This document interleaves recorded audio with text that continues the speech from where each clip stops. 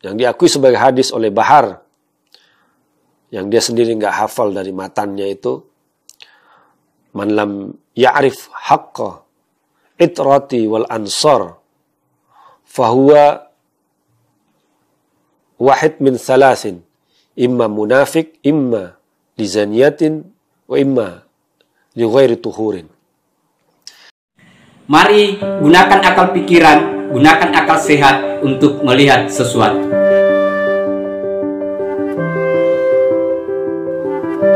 Assalamualaikum warahmatullahi wabarakatuh. Salam sejahtera untuk kita semua, salam demokrasi dan salam pluralisme.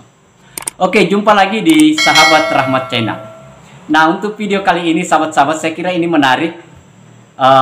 Gus Guntur Romli ikut memberikan pernyataan sekaitan dengan hiruk pikuknya ya, soal habaib, soal habib, soal hadis, soal ayat. Nah, ini perang ayat ini di media sosial sahabat-sahabat, dimana kita sudah tahu bahwa Bahar Smith yang mencoba membangun narasi yang namanya Surya Nabi Muhammad SAW, kemudian muncul pertentangan dengan Wali Songo dan ikut antar kelembagaan. Nah, tetapi untuk kali ini sahabat-sahabat, kita tahu bahwa Bahar Smith itu kalau dia dalam ceramahnya seakan-akan dia yang harus keturunannya lah atau sahabatnya lah, dia mengaku sebagai Surya Nabi dan malah menggunakan hadis-hadis dalam kerangka untuk pengakuan atas dirinya. Nah, ternyata Guntur Romli itu dengan sederhana memberikan pernyataan atau respon terhadap ayat itu. Nah, untuk video ini sahabat-sahabat, Gus Guntur Romli mencoba membangun narasi yang begitu sederhana, yang begitu lugas, sekaitan dengan seperti apa sih sejarah, kenapa sih Nabi Muhammad SAW mengeluarkan pernyataan itu untuk menghargai yang namanya keluarga dan para sahabatnya. Seperti apa itu? Nah, untuk lebih jelasnya sahabat-sahabat, mari kita lihat videonya.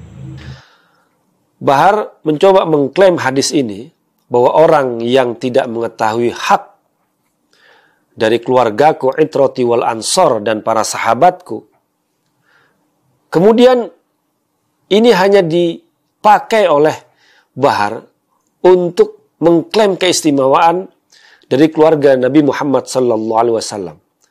Padahal jelas sekali dari matan, dari bunyi hadis ini adalah ajakan untuk menghormati keturunan Nabi dan para sahabat Nabi.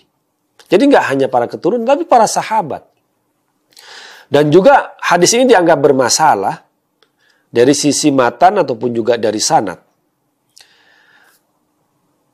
Karena misalnya barang siapa yang tidak mengetahui hak keturunanku, keluargaku, keturunan Nabi Muhammad dan para sahabat, dia bisa jadi orang munafik, atau dia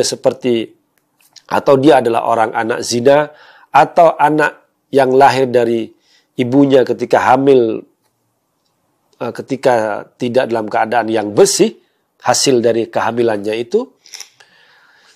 Dari sisi sanad, hadis ini disebut dengan hadis marfu.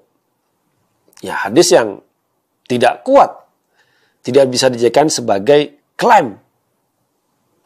Kemudian dari sisi matan, bahwa tidak mungkin Nabi Muhammad SAW memiliki ucapan untuk menghina seseorang sebagai anak hasil perzinahan, atau juga anak dari hasil hubungan yang ketika ibunya dalam haid. Ini menurut saya tidak mungkin Rasulullah SAW memiliki sabda seperti itu.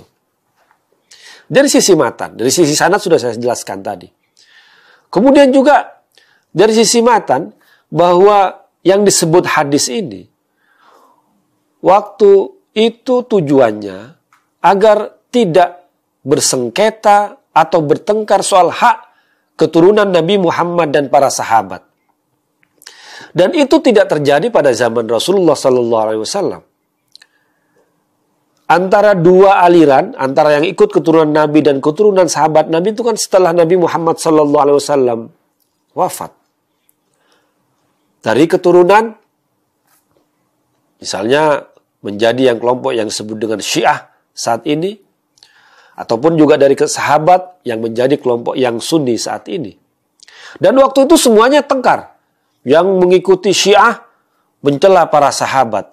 Ada yang sahabat, ada yang mencela, yang ekstrim mencela keturunan Nabi Muhammad SAW. Hadis ini adalah hadis politik rekonsiliasi untuk menyatukan bahwa masing-masing dari keturunan Nabi Muhammad dan juga para sahabat Nabi Muhammad itu memiliki hak yang sama, tidak boleh dipertentangkan. Karena ada keturunan dari pengikut keturunan Nabi yang gulat, yang ekstrim mencela para sahabat, sahabat dari Sayyidina Abu Bakar, Umar, Utsman. Kemudian dari yang mengaku dari pengikut sahabat dari Sunni seperti Muawiyah bin Abi Sufyan juga memaki dari keturunan Nabi Muhammad termasuk Sayyidina Ali, Sayyidina Hasan dan Husain, dan itu yang kemudian dihapuskan hinaan-hinaan itu. Nah, yang disebut hadis ini sebenarnya adalah hadis politik untuk merekonsiliasi, merukunkan kembali kelompok yang mengaku sebagai keturunan pengikut dari keturunan Nabi Muhammad dan pengikut yang mengaku sebagai para sahabat Nabi untuk tidak saling tercerai-berai. Man lam ya'rif haqqa itrati wal ansor, barang siapa yang tidak mengetahui hak atau keistimewaan keluargaku dan para ansor, para sahabatku. Intinya keturunan Nabi Muhammad dan para sahabat Nabi Muhammad memiliki hak dan keistimewaan yang sama.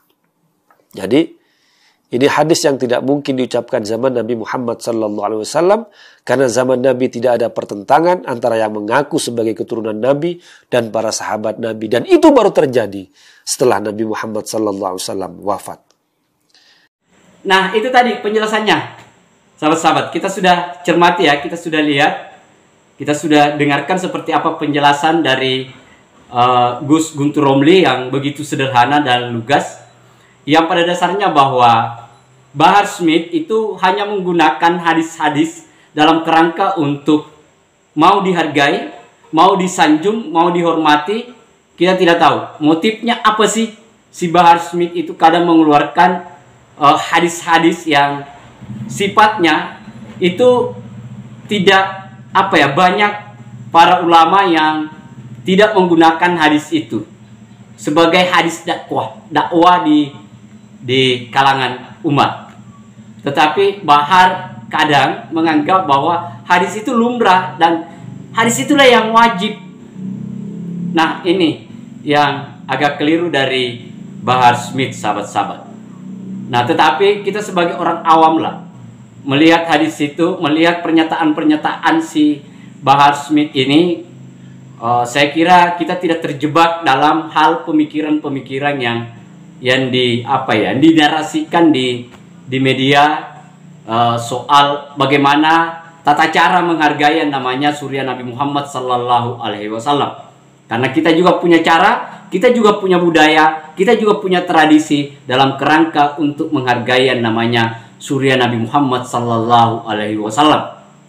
Tidak dalam kerangka mengikuti petunjuk si Bahar Smith yang kelihatannya itu terjadi perbudakan, terjadi itu tadi kelihatannya hanya cuan, hanya motif motif nafkah lah yang dia lakukan, sahabat-sahabat. Nah, saya kira itu, sahabat-sahabat. Terima kasih banyak. Akhir kata dari saya, wassalamualaikum warahmatullahi wabarakatuh. Salam demokrasi, salam pluralisme, NKRI harga mati.